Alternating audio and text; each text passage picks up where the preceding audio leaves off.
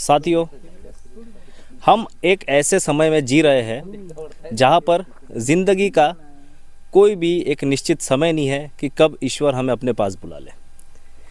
वर्तमान में कौन सत्य कहता है, कौन झूठ, इसके विषय में भी कुछ नहीं कहा जा सकता।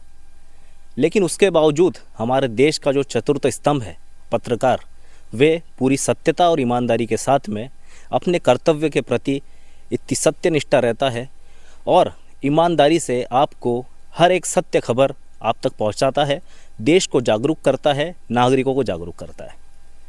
इसी विषय में आज हम आए थे हमारे गोंदिया जिले के सालेकसा तहसील के अंतर्गत आने वाले सालेकसा पत्रकार संघ के कार्यालय। यहाँ पर हमने पत्रकारों से मुलाकात ली। आइए जानते हैं इस विधानसभा चुनाव में पत्रकार की क्या भूमिका रहने। मैं संजय बार से, दैनिक भास्कर पत्रकार। वर्तमान समय में हम देख रहे हैं कि पत्रकारों को सच्ची पत्रकारिता करने में बेहद तकलीफ़ें आती है। फील्ड में जब पत्रकार निकलता है तो कई ऐसे हमले भी होते हैं उनके ऊपर। इस संबंध में कुछ राज्य सरकार से अपन कुछ आह्वान करना चाहेंगे। आज पत्रकारों को काफ़ी समस्याओं का सामना करना पड़ रहा है।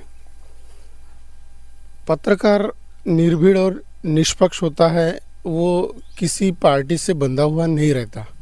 ऐसे वक्त में अगर पत्रकार किसी की स्पष्ट भूमिका जब वो लेखनी के माध्यम से प्रकाशित करता है तो सामने वाली अपोजिट पार्टी उस मुद्दे को लेकर उसके प्रति उनके कार्यकर्ता बोले कुछ विपरीत टिप्पणियां करना शुरू कर देते हैं, जिसके उसमें सेट हो गया, ऐसा हो गया। लेकिन ऐसा रहता नहीं, जो वास्तविक में जो दिखता है वही पत्रकार लिखते हैं। जैसे कि साहब ने भी कहा कि निष्पक्ष पत्रकारिता करना बेहद ही मुश्किल हो चुका है, क्या विचार है आपके? देखो, ऐसा है कि पत्रकार जो है निष्पक्ष ही रहता है। इसमें सब अपने अपने हिसाब से पत्रकारिता करते हैं। वैसे भी गवर्नमेंट की तरफ से अभी महायुति की सरकार से अभी घोषणा हुआ है पत्रकारों के लिए, लेकिन अभी अमलबजानी नहीं हुआ है। इस बार विधानसभा चुनाव होने वाले हैं, पत्रकारों की कितनी भूमिका रहेगी अपने इस क्षेत्र में? पत्रकारों ने तो हमेशा से ही इस क्षेत्र का विकास के लिए बहुत सारे अपने माध्यम से उजागर करने का भी काम किया है। चाहोगे जैसे जिस क्षेत्र में अपन पत्रकारिता कर रहे हैं, ये सालेकसा विशेष तौर से शासन ने से नक्सल प्रभावित भी बताया गया है। यहाँ पर कई ऐसी समस्या रहती है, जंगल है, झाड़ियाँ है, विभिन्न प्रकार की बीमारियाँ भी है, और उसको दिखाते दिखाते पत्रकार भी कहीं ना कहीं से ग्रस्त हो जाता है। क्या बताना चाहोगे कि पत्रकारों के जीवन रक्षा के लिए राज्य सरकार ने कुछ करना चाहिए? देखिए, पत्रकार का जीवन रक्षा के लिए आपने जो विषय पूछा है वो काबिले तारीफ़ है। और रही बात जीवन रक्षा, तो बहुत सारे कानूनी धाराएं हैं पत्रकारों के लिए, और वो जनसाधारण व्यक्ति के लिए भी वो धाराएं लागू होती है। पुलिस प्रशासन, संविधान ने बहुत सारे अधिनियम बना के रखा है। परंतु प्रदेश में महायुति के सरकार में हाल ही में पत्रकारों के लिए महामंडल की घोषणा, स्वतंत्र महामंडल की घोषणा मुख्यमंत्री साहब ने की है। तो ये एक अच्छा निर्णय उनके लिए है, उनका अच्छा निर्णय साबित हुआ है। परंतु फिलहाल में अभी उसकी अमलबजावनी होने को है। परंतु उन्होंने अभी जो राज्य मंत्रिमंडल की जो बैठक हुई उसमें स्वतंत्र महामंडल की घोषणा उन्होंने कर चुके हैं। और रही चीज़, जिस तरीके से आज पत्रकारों से मुलाकात करने के लिए आप आए हैं, तो पत्रकार वास्तव में देश का चौथा स्तंभ है और साथ ही लोगों की नज़रें है। तो सालेकसा तहसील के लिए पत्रकारों ने बहुत सारी खामियां जो सालेकसा में अभी तक के कार्य नहीं हुए हैं, बहुत सारे विषयों को लोगों के सामने, जनप्रतिनिधियों के सामने रखी है। अब देखना ये होगा कि इस बार जो चुनाव में जीत करके आएंगे जनप्रतिनिधि, उन विषयों को मार्ग में लगा पाएंगे क्या नहीं।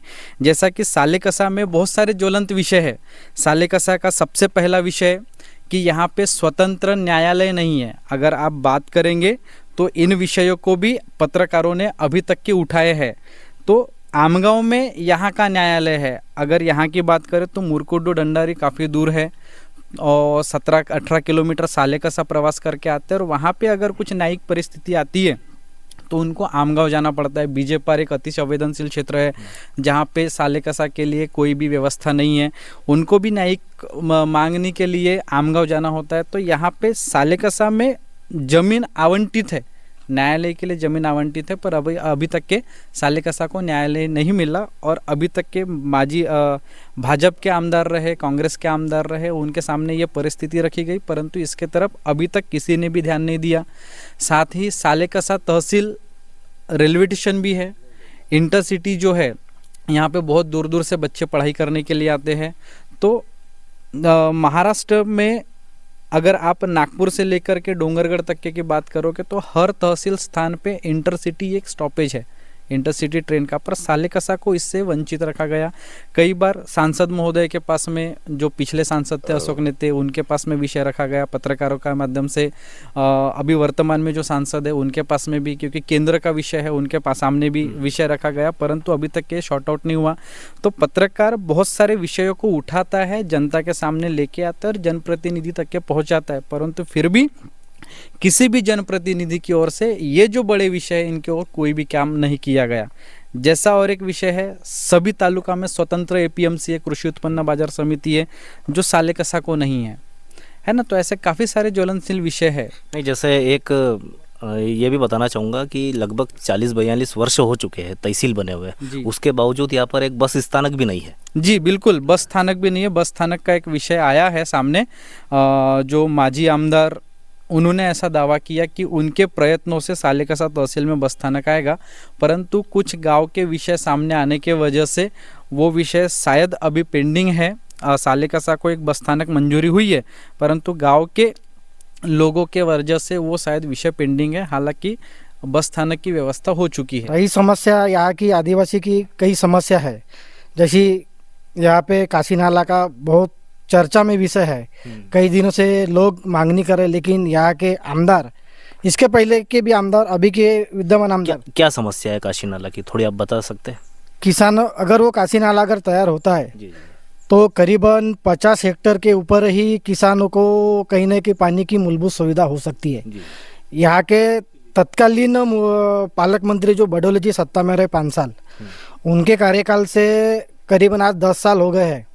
सालेकसा से नहीं तो गोंदिया जिले के 56 या 66 प्राथमिक आरोग्य उपकेंद्र मंजूर यादी में थे, लेकिन अभी तक मंत्रालय में वो जो फाइल पड़ी है उसके ऊपर ना महाविकास आघाड़ी के सरकार ने ध्यान दिया, ना महायुति सरकार ने ध्यान दिया।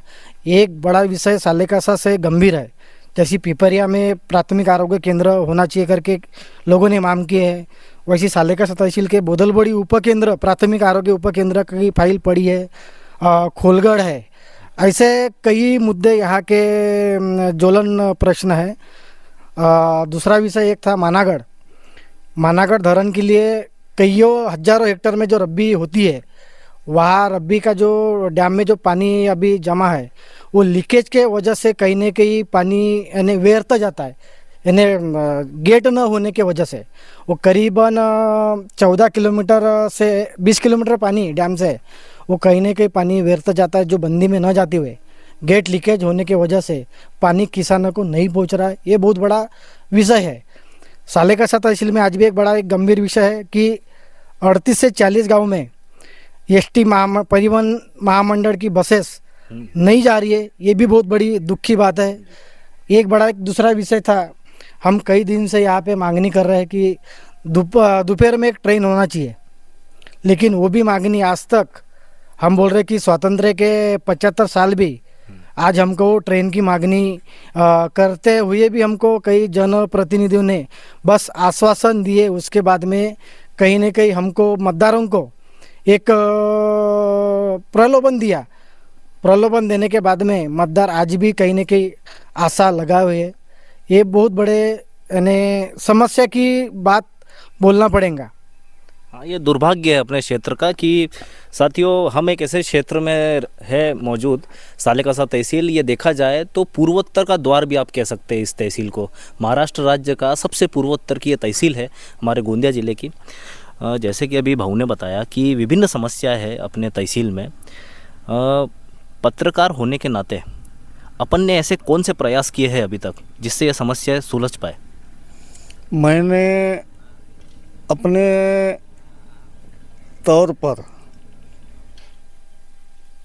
लगातार शिक्षा की समाप्ति के बाद मैं ज़्यादा नहीं पढ़ पाया। बीए तक के पढ़ने के बाद में आगे की पढ़ाई नहीं कर पाया और उसके बाद 98 से इस क्षेत्र में पत्रकारिता के क्षेत्र में आ गया और पत्रकारिता के क्षेत्र के साथ साथ लोक सेवा में भी निरंतर रहा और इस पत्रकारिता के माध्यम से क्षेत्र की जो समस्या है, इन समस्याओं को सुलझाने के लिए जो भी उस समय से लेकर के अभी तक के जितने भी विधायक रहे, सबको आड़े हाथों लेकर के समस्या सुलझाने का प्रयत्न किया। अभी वर्तमान विधायक से बहुत सारी अपेक्षाएं थी। मैं पिपरिया का उपसरपंच भी हूँ और उपसरपंच साहब आप तो जनप्रतिनिधि निकले। अब बनने के बाद, उपसरपंच बनने के बाद में मैंने अपने क्षेत्र की समस्याएं सुलझाने के लिए जब मैं विधायक महोदय के पास गया तो उन्होंने मुझे उटपटांग जवाब दे दिए। तो मैं बोला इनके भरोसा करना गलत है करके मैं आमरण उपोषण भी किया अपनी क्षेत्र की समस्या सुलझाने के लिए। तो जैसा कि सालेकसा में मेरा जो पिपरिया जो गांव है, ये पिपरिया की जो ग्राम पंचायत है, ये पूरे विधानसभा क्षेत्र में जनसंख्या और क्षेत्रफल के दृष्टिकोण से सबसे बड़ी है और वहाँ समस्या गंभीर है। और वो समस्या इसलिए गंभीर है, वहाँ की समस्या है क्योंकि वहाँ पर कभी प्रतिनिधित्व या नेतृत्व निर्माण करने का मौका किसी भी राजनीतिक पार्टी ने कभी नेतृत्व निर्माण करने का मौका नहीं दिया।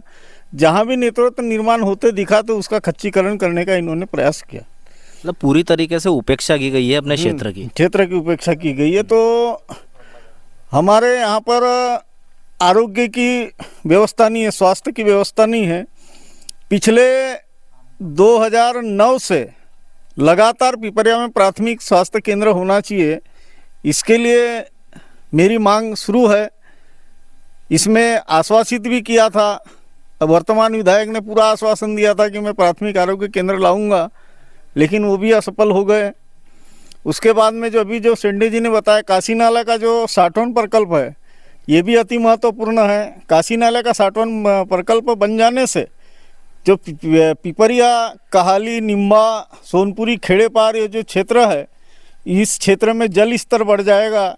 और तीसरी समस्या है, जैसी अभी सिंचाई के लिए मानागढ़ प्रकल्प है, पिपरिया जलाशय है, इनके नहरों की दुरुस्ती करना अति आवश्यक है क्योंकि लोगों का जो विश्वास जो रहता है, जनप्रतिनिधियों से अधिक जो भरोसा है लोगों का तो पत्रकारों के ऊपर में है।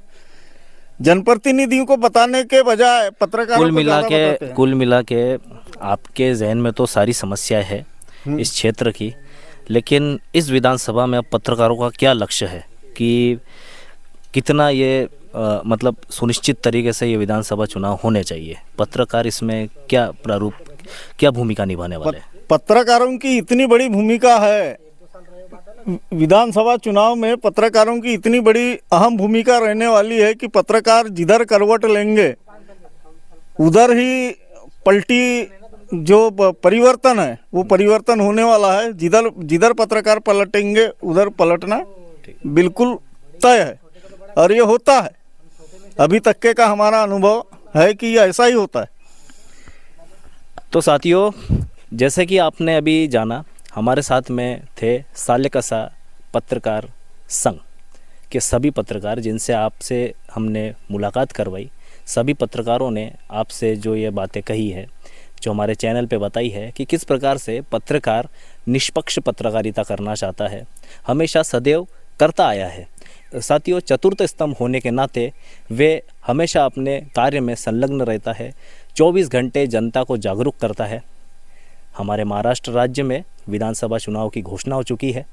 20 नवंबर को मतदान है, 23 नवंबर को इसके रिज़ल्ट भी आ जाएंगे।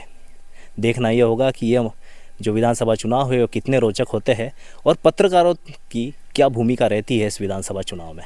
निरंतर बने रहिए हमारे साथ में। नमस्कार।